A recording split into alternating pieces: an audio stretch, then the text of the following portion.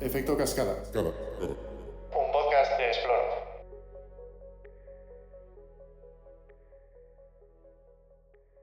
All right, so dear Explorers, welcome once again to Efecto Cascada. This is a podcast from Exploro where we dive into the forefront of innovation, share insights from entrepreneurs, and uncover cascade funding opportunities.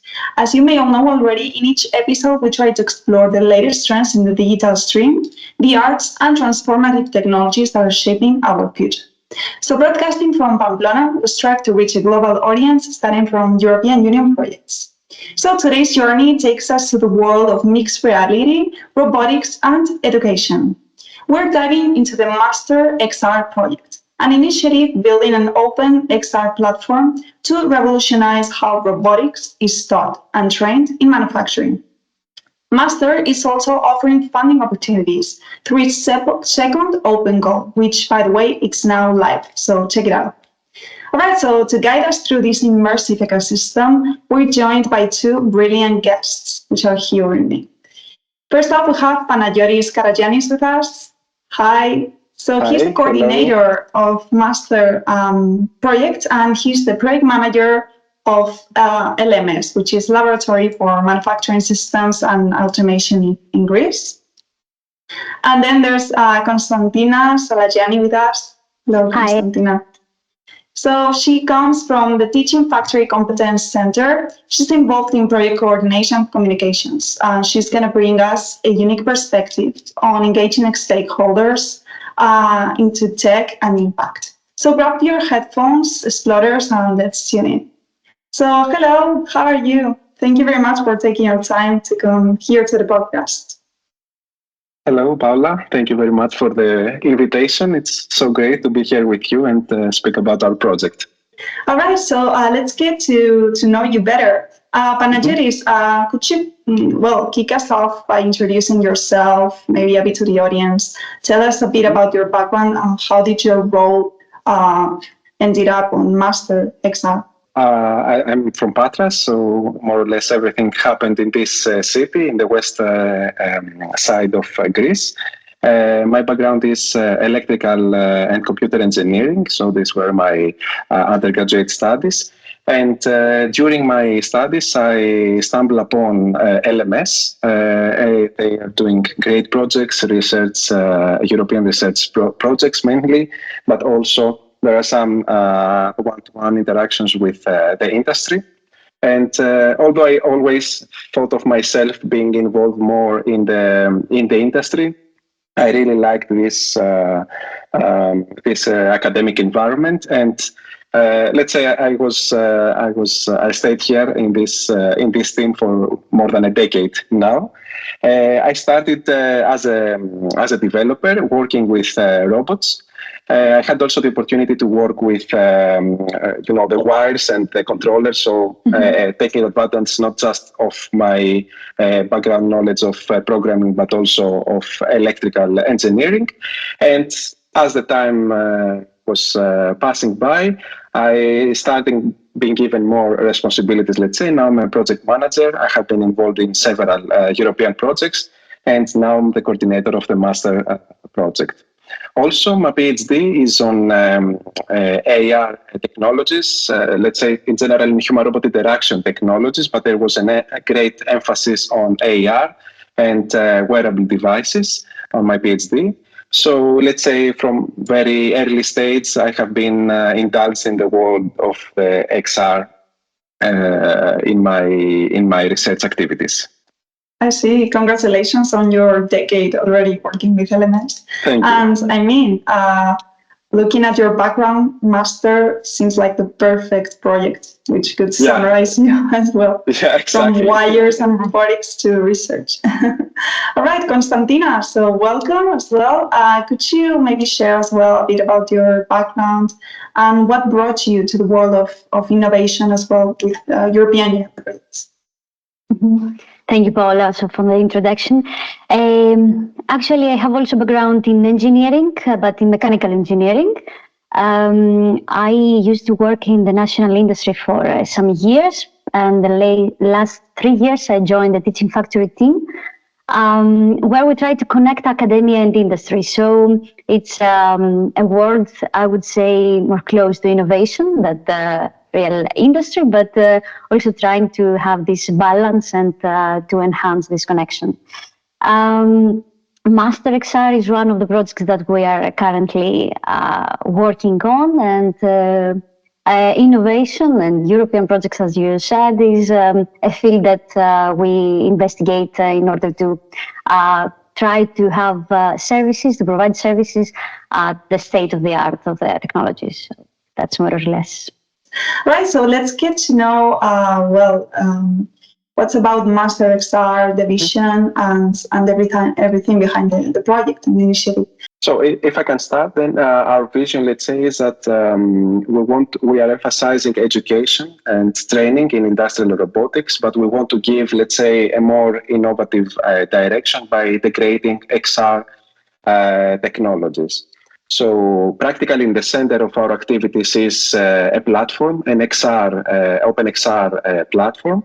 And within it, we want to integrate different technologies that we have split in three main categories. The one is safety, robotic safety. The second is robot programming.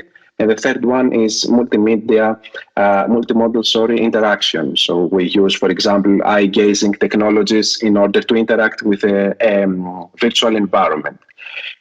So the big picture, the aim that we want to achieve is that we want to improve the educational process. We have a lot of very beautiful and innovative technologies in our hands, and those technologies can help us make education more user-friendly, to make it more efficient, to increase the interest of the students, let's say, in all sorts of students, to learning new things, to increase their acceptance to new technologies.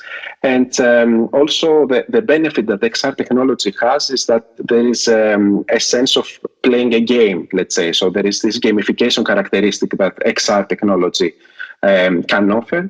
And for this reason, we strongly believe that it can really have a better impact, let's say, to the education compared to the traditional methods. Why would you say, you actually mentioned something, that it is important to enhance robotics training as well using XR technologies? Yeah, actually, these new training methods actually are more engaging, and this could, I would say, provide a more realistic experience of training. So it's quite important to integrate new technologies to create more attractive also procedures. So maybe also overcome some user acceptance difficulties that may occur when it comes to technologies. These are the main points that I could say that are the most important, probably. So what would you say that what sets Master apart from other educational or training platforms nowadays? Mm-hmm.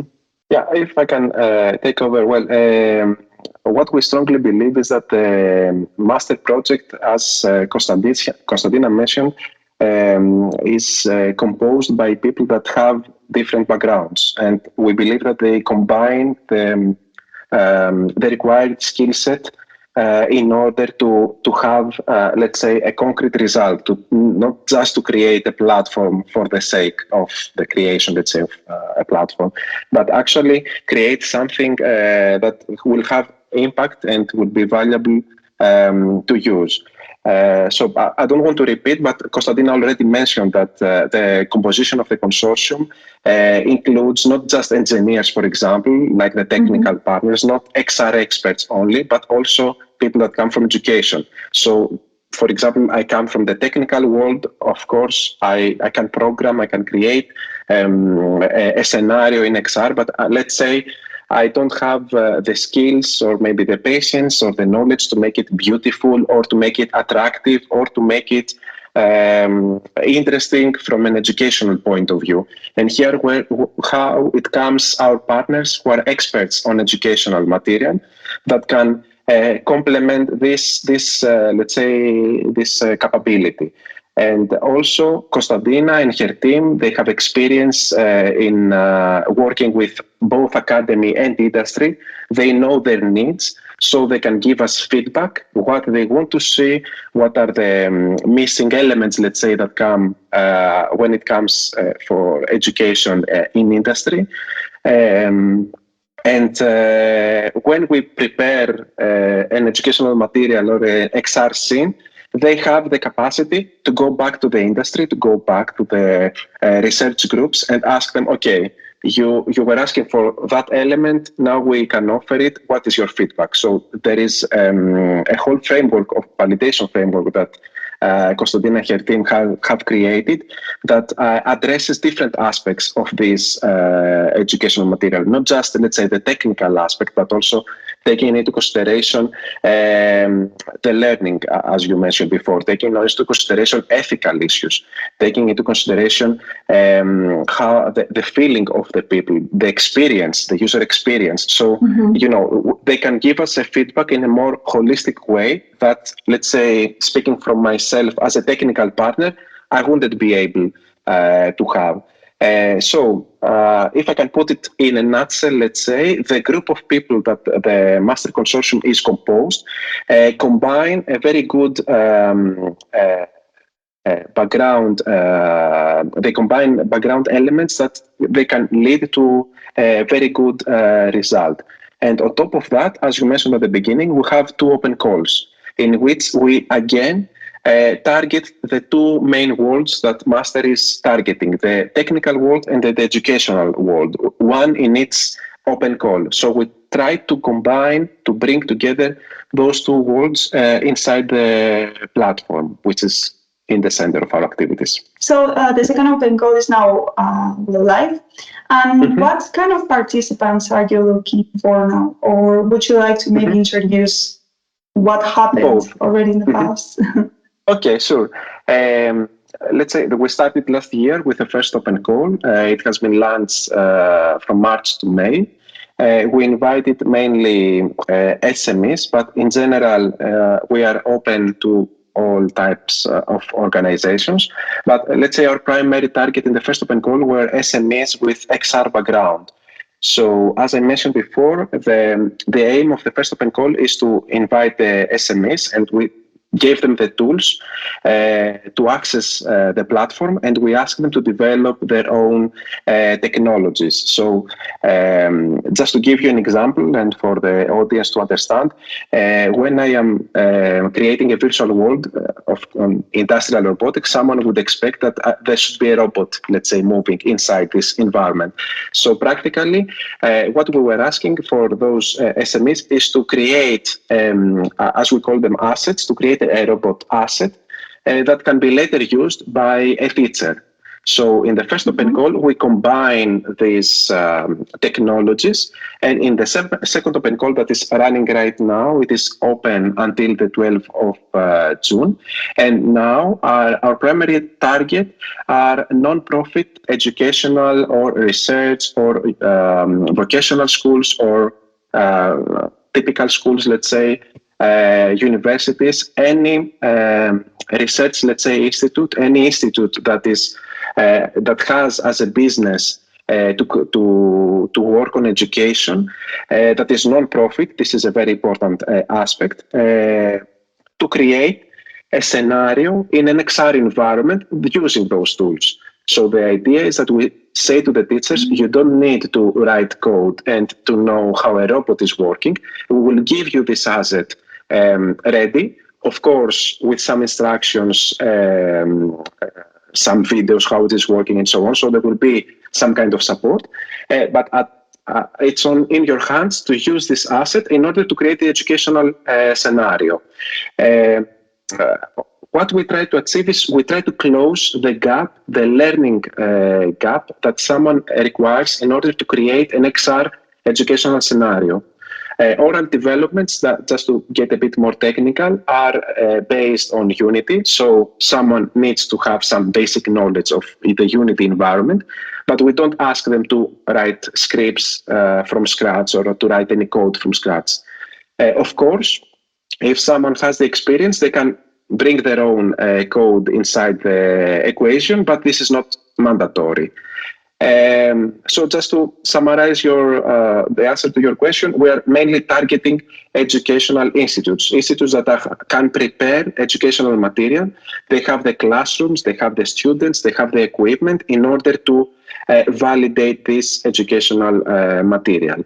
Of course, we are also inviting SMEs and large industries. They can participate as members of the consortium, but the primary target and the coordinator should be a non-profit educational institute. And well, Panagiotis, you were mentioning before there's 3 challenge pillars of the open goal, which are industrial applications, then get to know the robots, and open challenge for innovative approaches in XR-based robotics education. So could you maybe walk us through those? Maybe I will give the floor a bit also to Konstantina, because if I start speaking, I will not stop. That's okay. So as you mentioned, there are 3 pillars. The first one for the industrial applications is more focused on the creation of educational material that is related to, for example, the line following robot applications or the robot-assisted quality inspection. These are 2 of the 4 challenges included in this category. We have also the XR for collaborative robot programming. And as it concerns the second pillar, the second challenge, pillar of challenges, we have more, let's say, introductory material, which could be the understanding of the robot reference systems, which is a basic knowledge for the robotic application. We have the simulating of robotic maintenance procedures. We have also the safety in HRC, human-robot collaboration applications. Also 4 challenges for this pillar. And the last one, the open category, is more, let's say, broad and free for everyone to join, and has more parts, so including AI or gamification parts. And we have also XR for remote and inclusive robotics education. It covers a more broad, I would say, field of applications. Right, and have you thought, or what are some, for you, examples that you'd like to see in the applications?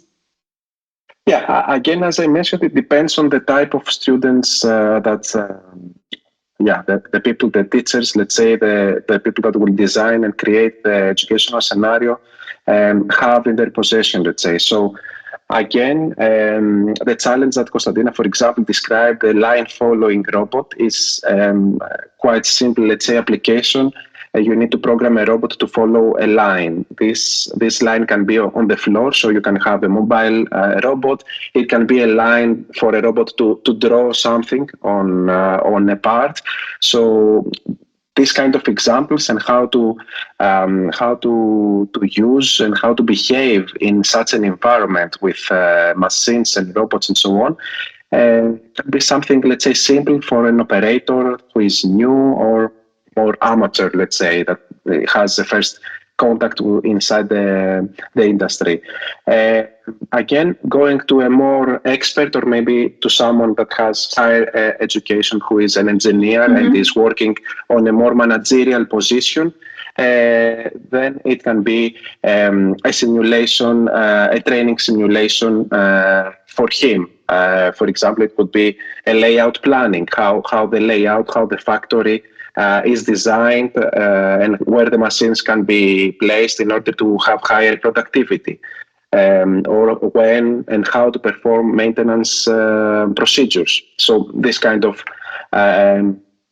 applications can be suggested, of course, in an educational format. Also, another challenge that has been mentioned before is addressed to general public. So people, what we hear a lot is that that the robots will take over human jobs, and there is some kind of misconception, let's say, from the part of the general public.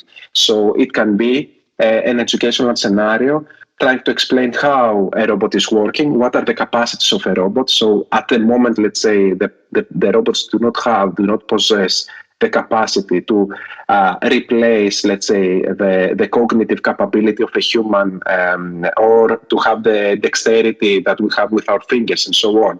So what we are trying to do is to bring together the two worlds, the machines and the humans, and try to combine the good capabilities from both worlds. So this can be another educational scenario about the benefits of using human-robot collaboration scenarios.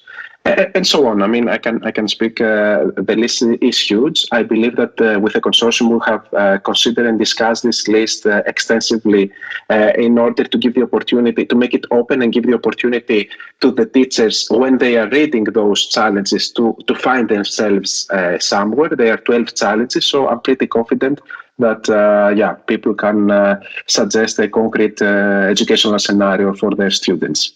So what kind of funding and maybe support beyond this cascade funding is available through this open call? So the total fund is 100,000 euros for its application. This is, let's say, one thing that we are offering, the money, but we are also at the same time offering technical support, technical mentoring, as we call it, and educational mentoring. As we described, all the consortium, we have a consortium that has a strong background in both domains. So, of course, we can support the people from the second open call and help them overcome their problems and have some impactful educational scenarios. The duration of each application would be 9 months.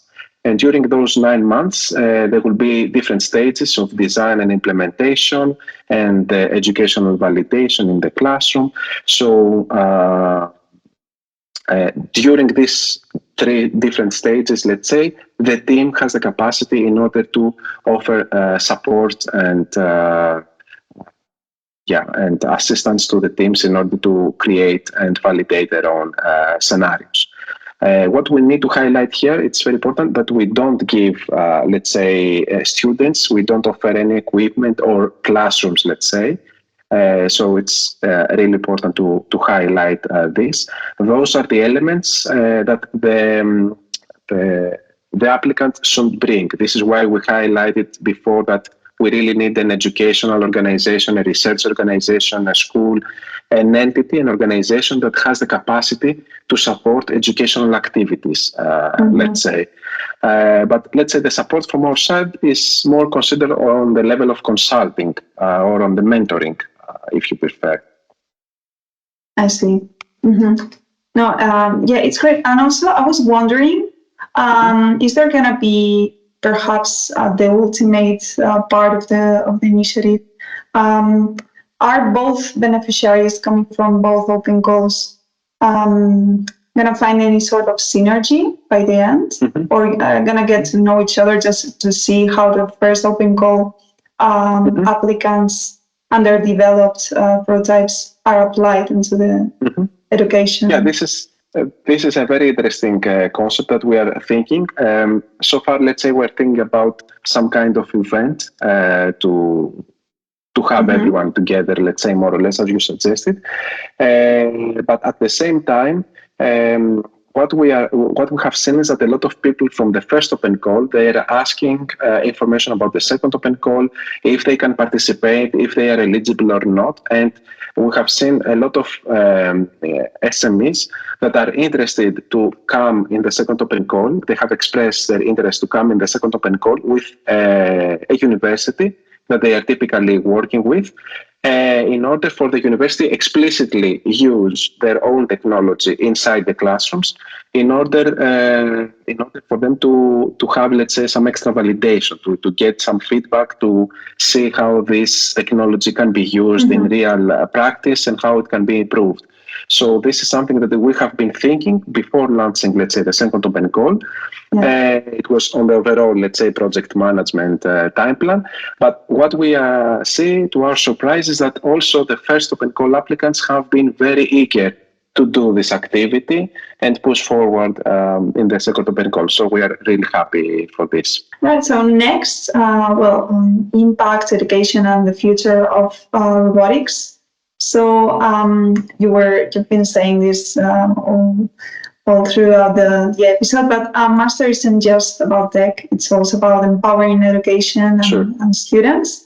So how are you ensuring the tools and content are going to be accessible and useful to non-experts? One important thing to this is that all the developments and all the activities inside Master focus on creating low-code technologies. I mean that you don't have to be expert in coding, you don't have to be a computer engineer to create a training scenario, but with some, let's say, building blocks, you can build your own training scenario. If you are a teacher, you can create a whole training experience for your trainees, and you may have available tools through the platform that could connect the dots and create these scenarios. Of course, as Panagiotis mentioned before, you have to know the basics about programming and how is the logic, but you don't have to be to dive into details about how an asset is being programmed or different details. And maybe it's not about tech, as we said before. It's about empowering the students, the workforce. It's about upskilling them and create competencies and skills that they don't have the opportunity to acquire in traditional way. Mm-hmm. Yeah, this is great. Also about facing itself the whole educational world. So yeah, and Konstantina, how do you imagine the future of XR robotics education evolving, for example, in the next 5 years? I would imagine it to be more spread, let's say, in different fields, and to have realistic scenarios, provide realistic experiences, maybe to be more affordable, less expensive for industries to also to adapt these technologies. Also create safer workplaces, as the people could train themselves in advance before entering an industrial environment. Probably it could also be integrated more fast, let's say, as it's also a way to train employees without interrupting the production procedure. You can have an XR experience, a realistic experience of training without even being in the production line and not expose yourself in the different risks that may occur there. All right, so we're going to be closing this section already. Not sure if you'd like to maybe give a final message about Master XR to our audience, maybe motivate them to apply. Yeah, for sure. We would like to invite people not to, let's say, sit back in fear, but try to apply to the open call. The idea of the open calls is that they are much easier, let's say, the application procedure, the evaluation procedure, and so on, so compared to the big Horizon Europe projects or other projects that come from the European Commission. And also, they have the benefit that teams like the Master Consortium are hand in hand with the applicants throughout the whole application process, guiding, offering support, mentoring, as I mentioned before. So it's not just about the funds, but it's also about the support that they can receive and the knowledge that they can gain those teams in the long term. So for sure, we want to urge people to give it a try. Yeah, thank you so much. Honestly, let's hope that this podcast serves as well as a message and raises awareness to future developers and educators around the world. All right, so let's go to the closing section and this rapid question game. So I'll be asking a question to you from the previous guest, and then you're gonna be the ones, raising question to the next one, and also offering the audience a fun fact, either about yourselves, the project, and experience, whatever you feel like sharing, and also, a piece of advice. So that's that, right? Okay, sure. I'll be starting with the question. All right, so your question, it's from a completely different topic than education, robotics, or XR, or AR. And so it comes from Jeroen van der Most. He's a beneficiary from Hungry Cities. And his question is, do you think that AI is going to affect or will be relevant in food systems? So maybe I can start. For me, I believe in general AI would affect every aspect in our lives. So in a good or a bad way, this is a different discussion. But in my opinion, it's rather powerful, let's say, technology, and it's not just hype, let's say, but a lot of systems, a lot of people is working on it for many years, and now we're starting to see some initial results. And also, if we go back a bit in time and we compare it with other technologies that were groundbreaking, let's say, the first results, let's say, were not so amazing, or we have not been amazed as humans compared to what AI can do nowadays. So I believe that also the food domain somehow, I'm not in this domain, so I'm not an expert, but somehow for sure it will also be affected. We could use it to maybe to maintain this balance and to create probably better future in this field, either in the design or the quality inspection process. So, right. So now it's your turn. What question would you like to ask for the next guest? Okay, so we are in the XR field. So let's say for us, we like XR, we love XR, but we really want to see if XR is interesting also for other domains. So the question that we thought and discussed and prepared, to be honest, with Konstantina before the podcast is that if the next speaker would use XR in your work or in your research field, in your domain in general. I don't know if he will be coming, from which domain he will come, but if he would consider XR, let's say, as an option in any way, somehow to be used. All right, love the question. You could also join the second open call if it's if it's from the educational domain, he can join us. Yeah, let's hope that he or she is on time because, audience and explorers, follow Master XR on social media and check it out because it's closing on the 12th of May, of June. Sorry for that. Yes. So pretty soon. So if you've ever thought of applying, just run and try to build your consortium. All right, and do you have any fun facts for us so that we can get to know you better? Yeah, sure. So one fun fact that happened during the duration of the master project is that we started with an initial team, let's say, of the adults that we described before from the organization, but during the path, several of us became parents. So, for example, I have congratulations. Twins. Wow, twins. 2 daughters, and also another colleague had also a baby girl. So let's say the team grew in a way compared to when we started. That's lovely. So we are creating the new generation. Congratulations to the Master XR team. Even twice for you. Yeah. Double Maybe also to mention, Panagiotis, that its master was indeed a growth project. Also, there are people from the consortium that get their PhD, so we have also growth in this field. All right, and last but not least, any piece of advice or tips you'd like to share?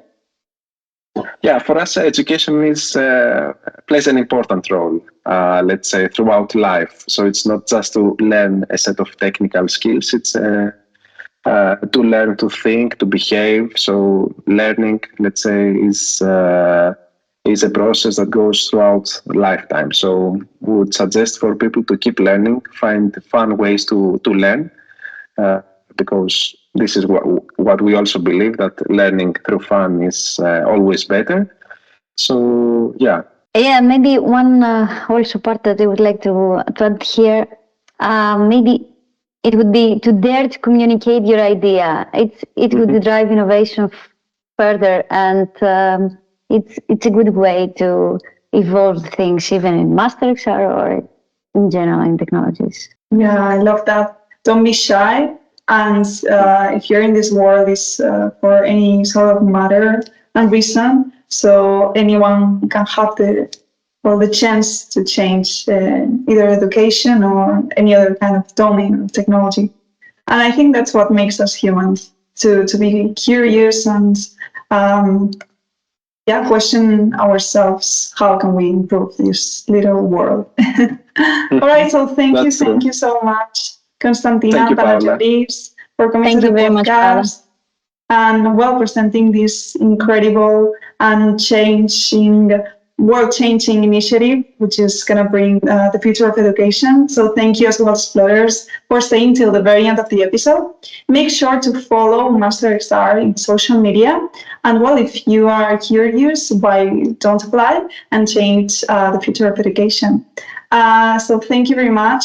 Make sure to subscribe and check all streaming platforms where we are live at. These are Spotify, Amazon Podcast, and YouTube, because this is a video podcast. And let's keep innovating and staying curious together. See you in the next one. Thank you so much. Bye-bye, everyone. Thank you. Bye.